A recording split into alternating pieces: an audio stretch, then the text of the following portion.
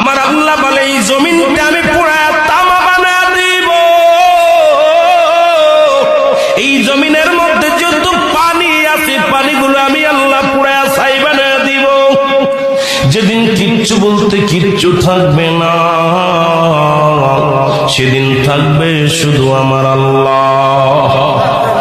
আজকে কার জন্য সুদ খাও, কার জন্য ঘুষ খাও, কার জন্য ব্যভিচার করো, কার জন্য অন্যায় করো রে মন, কার জন্য তোমরা এত বাদই করো।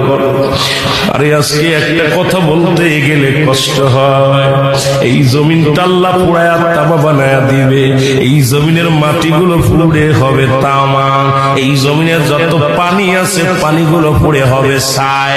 এই দুনিয়ার মধ্যে কিচ্ছু যেদিন থাকবে না, ওই তুরস্কের কত বাহাদুর, কত টাকাওয়ালা মিনিটের মধ্যে